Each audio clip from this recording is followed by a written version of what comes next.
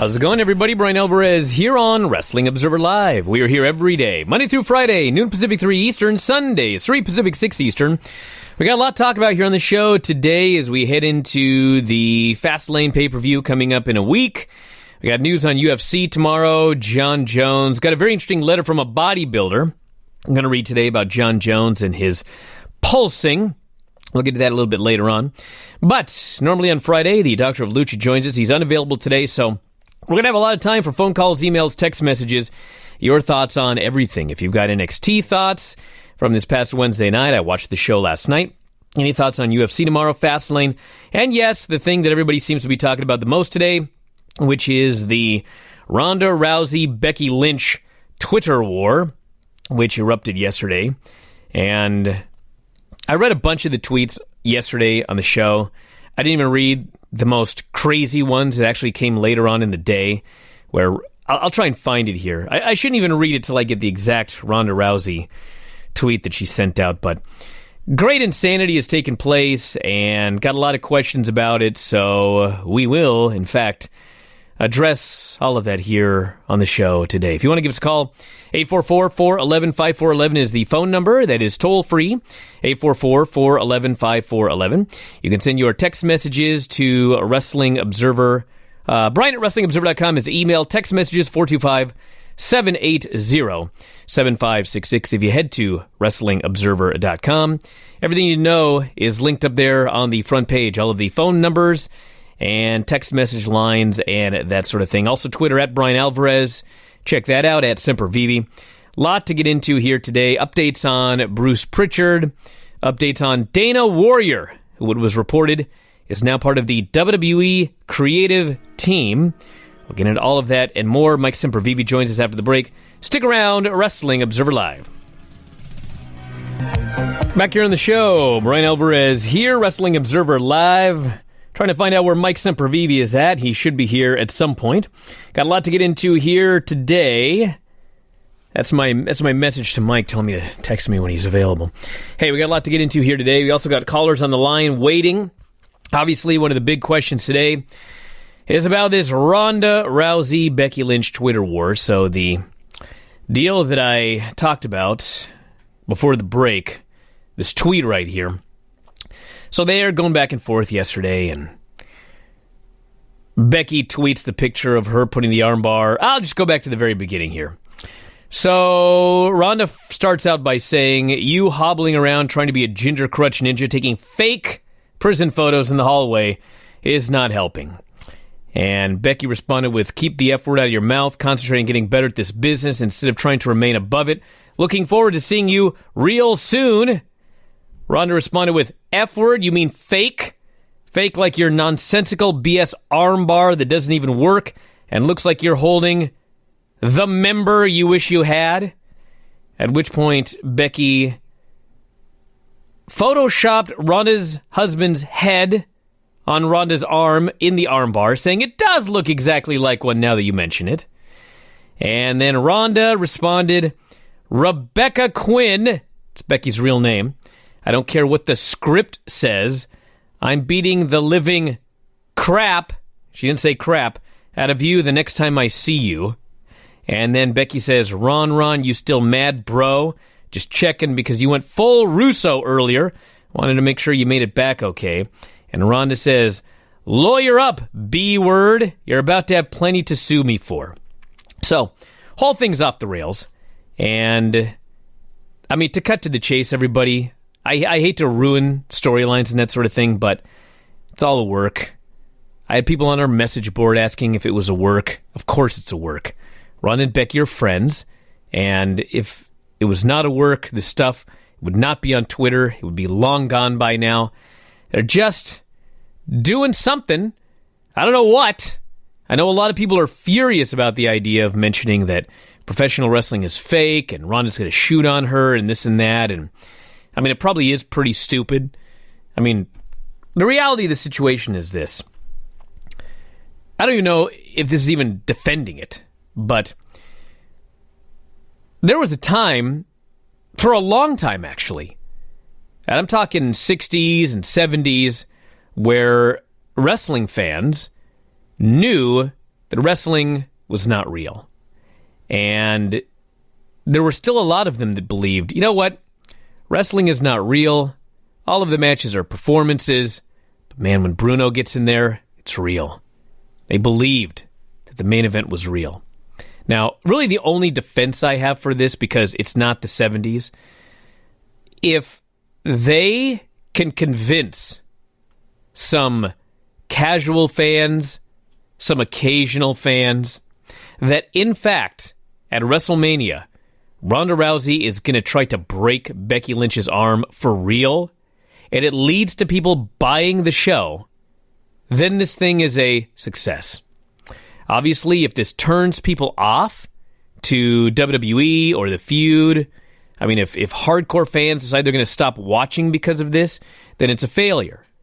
Now, do I think that hardcore fans are going to stop watching because of this? No. I got hardcore fans on our subscription website asking if this is real. So, it doesn't appear they're going to be turning it off. I mean, it's turning off some people to the idea that we're doing all of this stuff.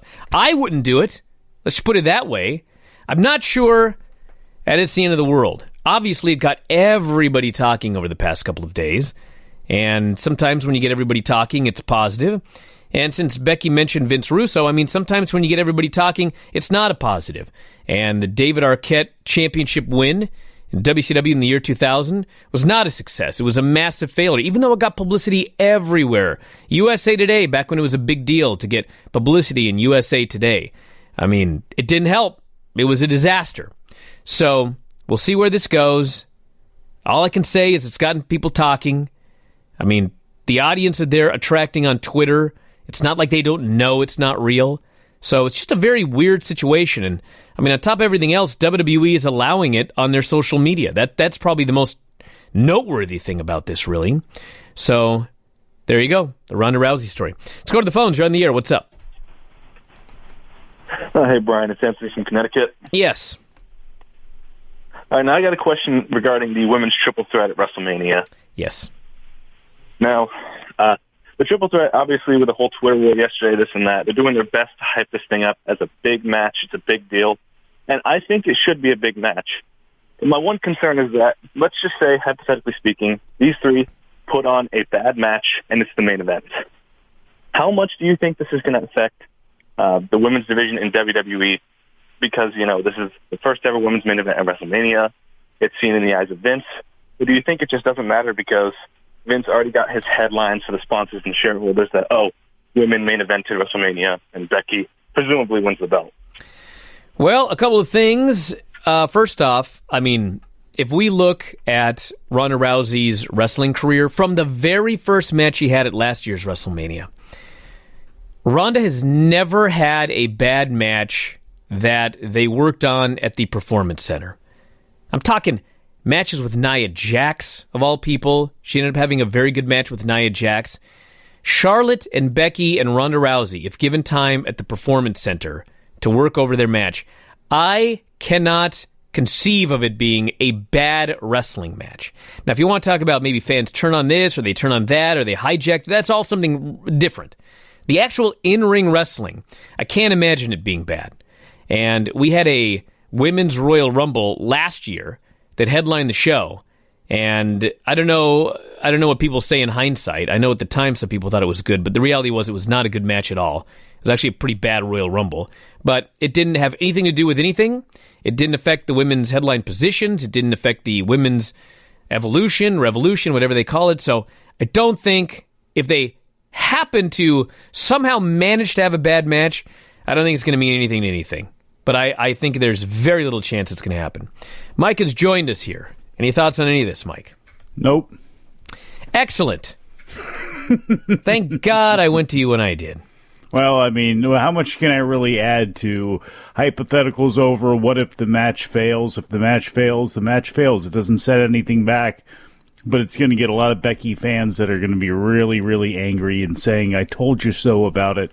When it comes to the social media, Becky wins. That's all it kind of goes on right there. And I know everybody is, I don't know if people are really, I guess, again, I miss some of the people that you do, so the people that are really upset about this and that are stomping their feet and believing it's real, What can you say about those people? Hey, sorry. Let me say something, by the way, about the Ronda Rousey comment making fun of Becky's fake armbar, okay?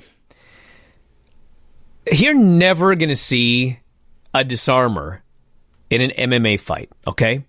But if I put you in the disarmer position and you were flat on your stomach with your arm sticking out, and I pinched it between my knees, and I pulled, I guarantee you would submit, okay? It would work. Now, wrench in the shoulder. Getting it, shoulder or, depending on where you are, it could be the elbow, all right? But the point of it is, if you manage to get somebody in that position, they're going to submit, okay? Now, Ronda's right. Good luck getting somebody in disarmer position ever, but if you could, it would work. Now, do you know who has a fake armbar? Who does? Ronda Rousey. Yeah. This dingbat armbar that she does now, where she sits on him and she falls towards the head and she bends the arm, that's not an armbar. If anything, you're giving your opponent the hitchhiker position to get out of the armbar. So the great irony here of that tweet is, of the two of them, Ronda, her professional wrestling armbar is faker, if that's a word, than Becky Lynch's. Just wanted to throw that in there. Back in a moment with more Wrestling Observer Live. Back on the show, Brian Alvarez here, Wrestling Observer Live. Mike's number VV, also of WrestlingObserver.com. Let's go to the phones. You're on the air. What's going on? Hey, it's Jack from DC here. Yes. Just one, I wanted to ask one thing about WrestleMania, but just a quick thing on that whole armbar, fake armbar thing. I'm not a Brazilian Jiu-Jitsu expert or anything, but I think that Ronda Rousey's armbar has to be really fake, because if she tried to do something that was very similar to a real armbar, those natural instincts might kick in, and in the heat of the moment, she might accidentally lock in an armbar, which probably you don't want to do to professional wrestlers. I suppose that's possible, but I'm pretty sure. I mean, you got to think about this. When you train jiu-jitsu, you're not trying to break anybody's arm. You get arm bars all the time, but you don't actually apply the arm bar and hurt the person. So right. she's probably applied 1 million arm bars in her life that she didn't crank. So I'm pretty sure she could apply an arm bar in a wrestling match and not break somebody's arm. Right, that's a good point. My main question was about WrestleMania. Now, I really hope they have a good show this year. And I've been going back and watching a lot of the old ones, and some are really good, some are really bad. But in my opinion, the last three, even though they have really good spots, it's just the length of the show really kills it. I know there was a lot of good things about last year's show, and I went back and listened to the report you and Dave gave, and it's just like the last half and the length just made everything fall off the rails. And it's just like with these huge run times now, do you think that, we'll ever get back to the, stretch of good WrestleManias like we had from 17 to 24? Because even if it's a great show, I think 6.5 hours would just kill it. It does for me. Maybe it's just, Well, let me put it this way. I want to thank you very much for the call. I wouldn't hold your breath, okay? So, obviously the big change now is they still do run pay-per-view. Like if you have a pay-per-view service, like you could order the pay-per-view for $69 or whatever. Very few people do. More than you'd think, believe it or not. But because 95% of the people, 98% watch the pay-per-views on the network, there are 0 time constraints. And thus, as I've said 1 million times, they love to tout their network viewership numbers. How many people are watching and for how long. Thus, these shows are getting longer and longer and longer and longer. They've used the term before. They're super serving their fans. They're giving them way more. Now, maybe, I can't even believe I'm arguing this is possible, but I'm just going to tell you a maybe. Maybe in October, when they sign their new television deals, and they're raking in profits hand over fist, they won't need to tout their network viewership numbers so much, because those network numbers are going to be a drop in the bucket compared to their television deals. Maybe, if these long shows are burning out the audience, and they recognize that, and they no longer have to tout how long people are watching their shows on the network, maybe they'll scale back the length of the shows. Do I think that's going to happen? No. But you never know. Maybe. You never know. You never know if they're going to go to a 2-day WrestleMania experience. Oh, please no. I wonder. New Japan's trying it with the Tokyo Dome. We'll see how those things are structured. It's interesting, the concept of it. You have everybody in town anyway. It does screw up things with NXT and things like that, but with festivals and other things that are accepted to be an experience over several days, I wouldn't doubt if they actually give that a shot in the next couple of years. Let's talk about everyone's favorite topic here real quick so we can get it over with. Jon Jones? I hate talking about it, but hey, it's news. Drives people nuts. Jon Jones still has trace amounts of Turinabol in his system. Yeah. According to the sources, samples collected by the NSAC on February 14th and 15th showed 40 picograms and 20 picograms, respectively. Findings were not enough for the NSAC, or the NAC, I guess it's the NAC now, they've gotten rid of the S, to make any changes in licensing Jones for his Saturday title defense against Anthony Smith. Jones and Turinabol have been linked since 2017, but the issues flared up in late December when the promotion moved UFC 232 to California on a week's notice due to various amounts of picograms found in Jones' system between August and December 2018. Now, as far as this pulsing and everything, I got an email yesterday. I won't say his last name, but Daniel is a longtime bodybuilder, and he sent me this email. Make of it what you will, everyone. He says the idea that Jones' levels give no performance enhancement should not be believed, he says. The bodybuilding world has been laughing at this fiasco from the beginning. Microdosing of all steroids has become very popular in the last few years. I'm talking guys using 1/3 the normal amounts of trenbolone, nandrolone, etc. Some have even gone as low as 10 milligrams a day of substances typically dosed 100 milligrams a day and seen good results. Physique changes, strength increases, etc. Spend a little time searching the Professional Muscle Forum, you'll see tons of it. The real tricky part here is determining if it is in fact enhancing performance for Jones. Dr. Scott Stevenson, I highly recommend you guys talk to him on the subject. His website is down, but he's got a link here. He's done a lot of research and presentations on individual response variability to anabolic steroids. He has shown in his work that two individuals can take the same dosage of steroids, but individual A gets 3 times the response simply due to a genetic propensity to respond better to steroids. And this, by the way, is why sometimes you see these people in professional wrestling, and they're clearly juiced up, but Dave and I or anybody else will say they've got great genetics. Because you can't just take something and end up looking like whoever. There is still a genetic component to getting jacked, even if you're on everything in the world. So anyway, he says this is why guys can microdose and get great results, while others need typical or high doses to get the same results. You'd really need a genetic analysis of a person done to have a clue if microdosing enhances their performance. He says, I have no personal knowledge of Jones, but given his physique and performance over time, my guess would be he has a better-than-average response to anabolics and has utilized microdosing to get around testing for years. That is this person's opinion of this whole pulsing and microdosing deal with Jon Jones. Let's go to the phones. You're on the air. What's going on? Hello there, neighbors. It's Ian from San Antonio. And, so over the past couple of weeks, Jim Cornette, at first, by accident, and the second week it was on purpose, but he watched Raw, and he reviewed it. He accidentally was watching Raw? Well, because he heard the Revival one. I see. Tag team titles. So that's not accidental, but go ahead. The match. Yeah, he couldn't fast forward through on demand, so he ended up watching the whole thing the first week on accident. So he gave some reviews of the shows, and listen, I know everyone thinks that he probably took a dump on everything. He really didn't really dump on really hardly any of the wrestlers. He really did not. And he said some good things about some people you wouldn't even think. Like he said something really good about Leo Rush.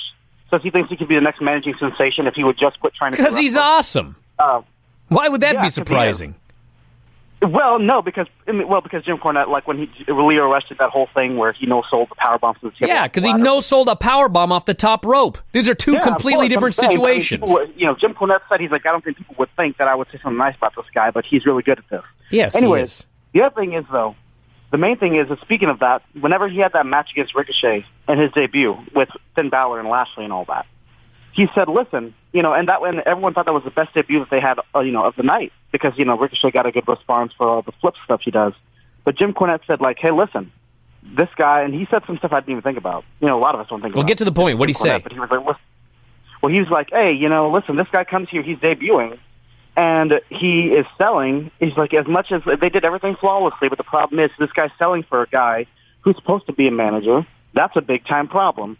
And then he gets in there. He doesn't get to do anything with Bobby Lashley. And whenever he does do a couple of things, he never really touches the guy. He goes to try and set up a dive on Bobby Lashley, gets stopped, and then he's like, and he never really even gets to touch the guy.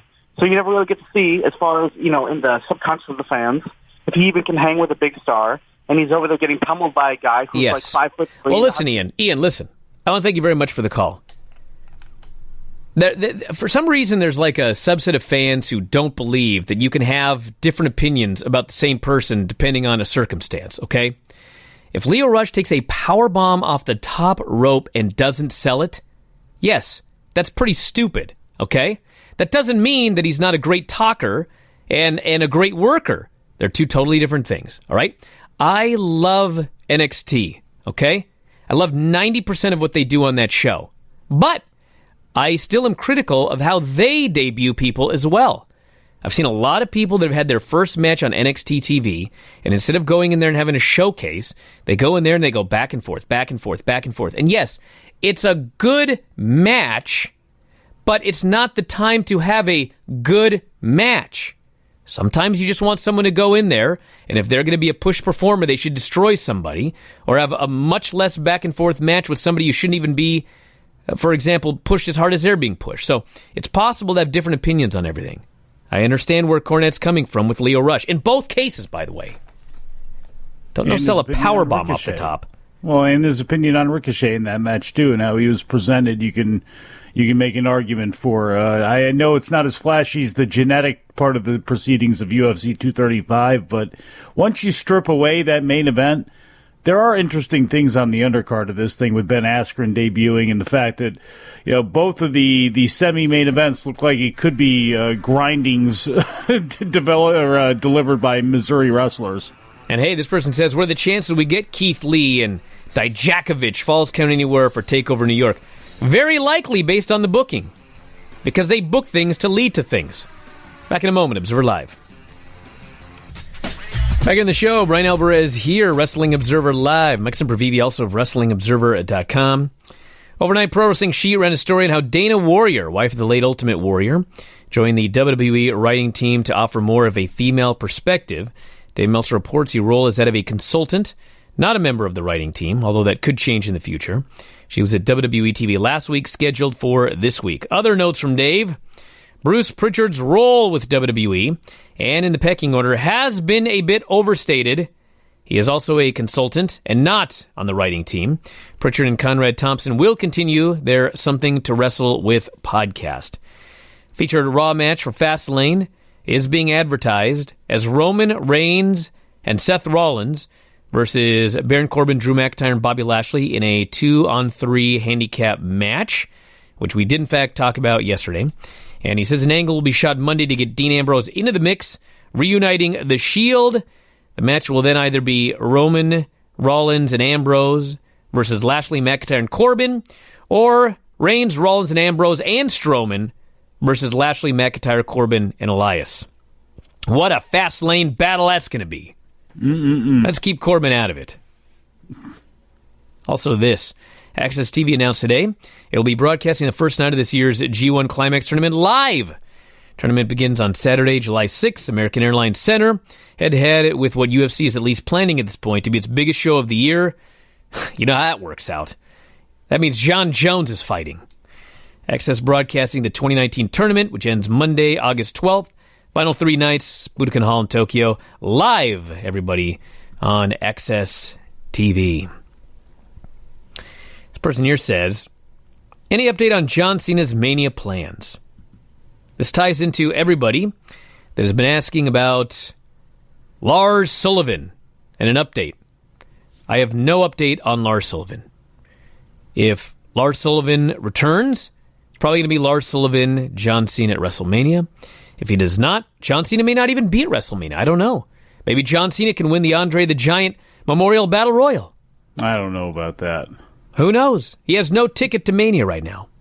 If you want to give us a call, 844-411-5411 is the phone number. That is toll-free, 844-411-5411. Phone lines open right now. You can also send your text messages to 425-780-7566. That is 425-780-7566. Undertaker John Cena 2, just so we give them both something to do. No. Come on. You kidding me? So, just want to mention something here. Every now and then I get a... Actually, you know what? I want to get your comments on something. Then I want to read this whole thing while you're commenting. So, all right. I guess, any thoughts on Saturday's UFC? Let me read this real quick. Well, Saturday's UFC, I guess the most interesting thing is... Because I don't think it's Usman and Woodley. I know Woodley's not a massive favorite, but I cannot, until you can't out-wrestle Tyron Woodley. It's impossible to.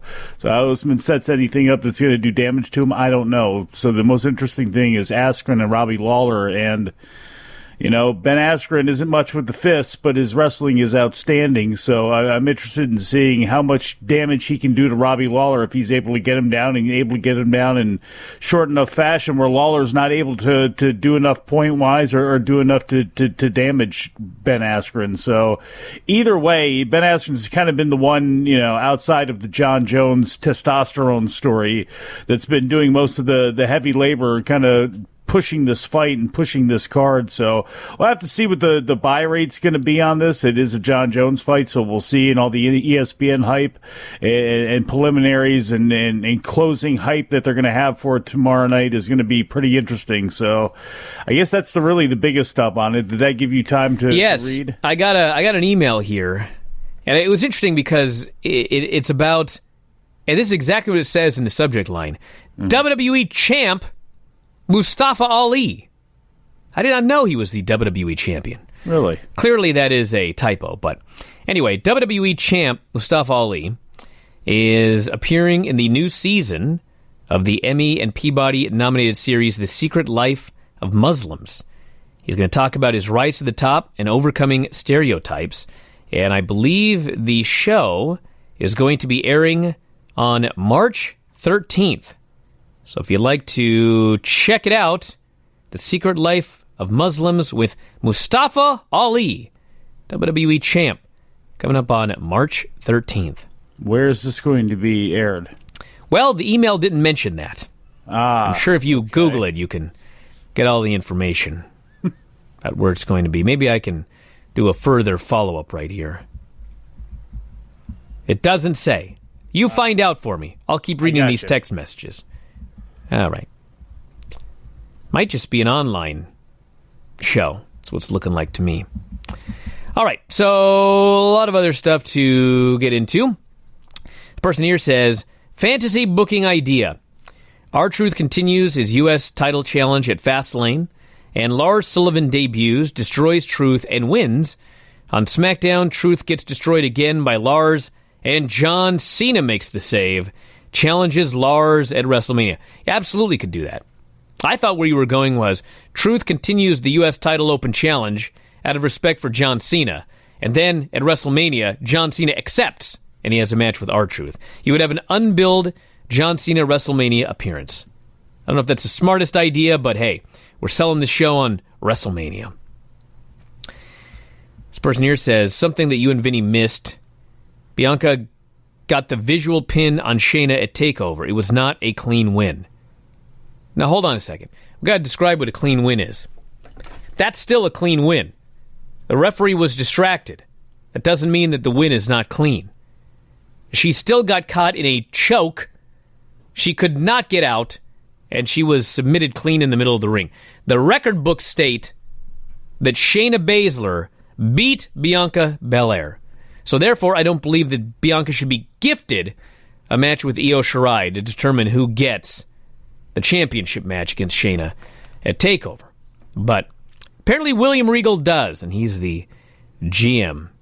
Hey, boss, The Secret Life of Muslims is a show that is produced by Qatar-based Al Jazeera, their digital media arm, AJ Plus, and Gizmodo Media distributed it. They're distributing this season, and apparently last year, or 2 years ago, a 2017 Emmy nominee and Peabody finalist. I said that. The first season was, so yeah, the season 2 apparently will now feature Mustafa Ali. Online series. So there you go. You can check it out.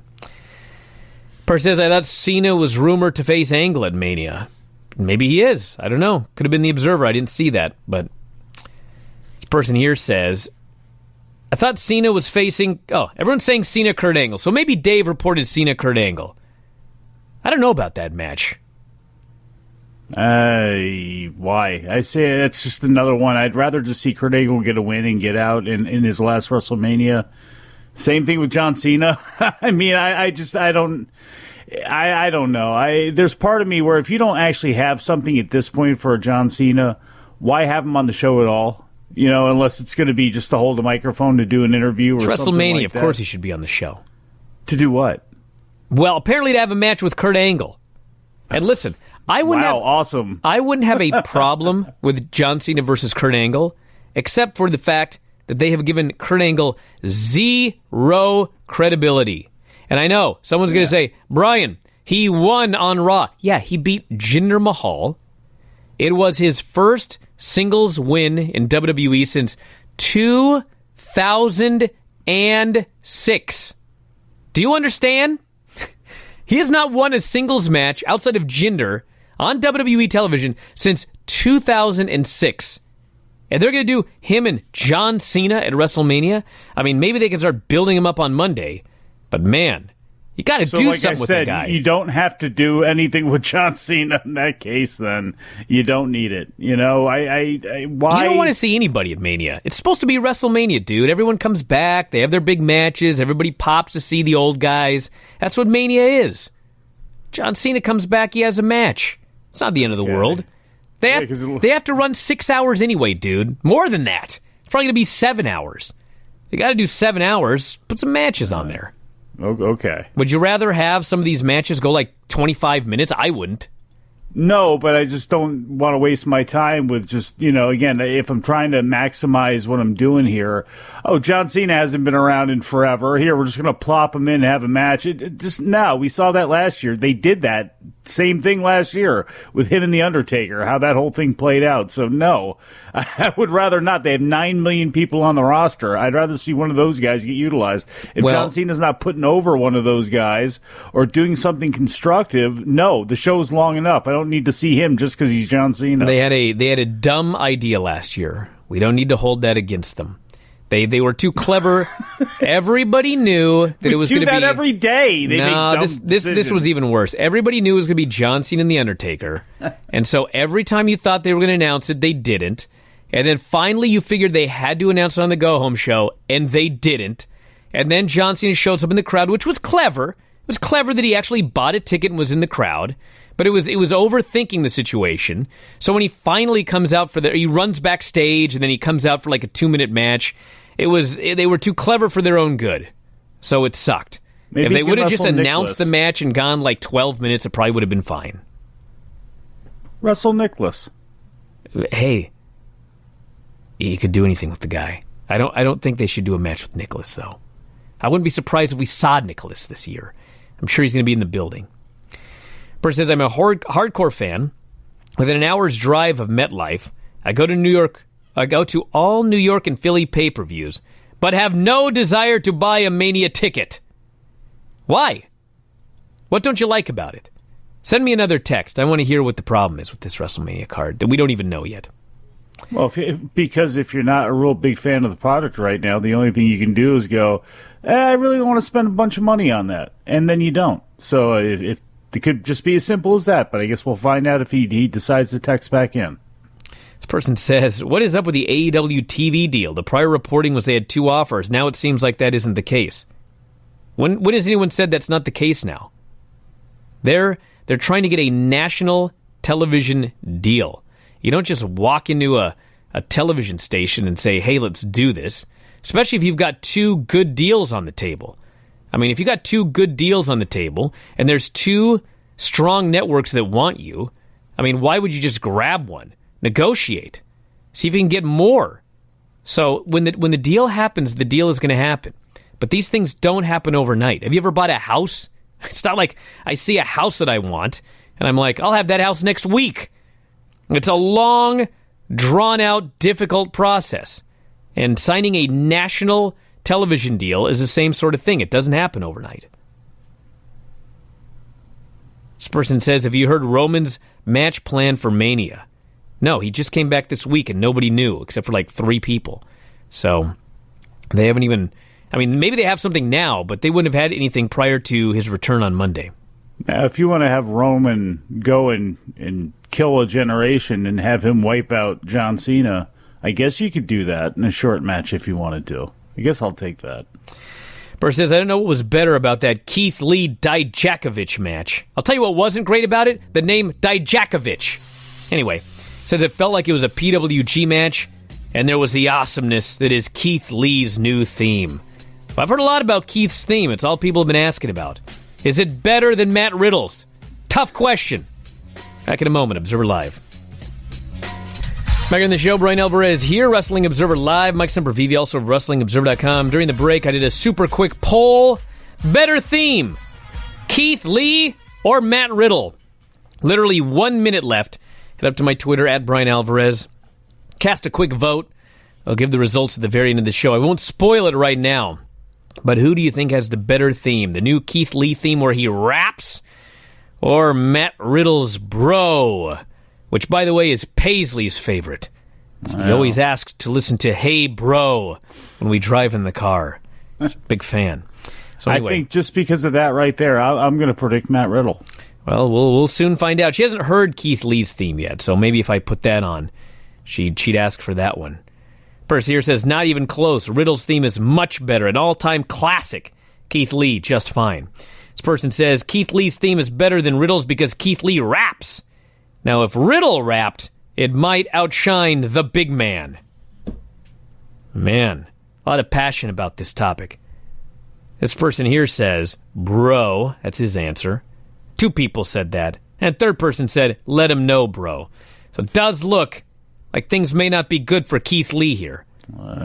Maybe it'll take more people hearing his theme, and then they'll vote for him. They'll appreciate that velvety voice of his. Yeah.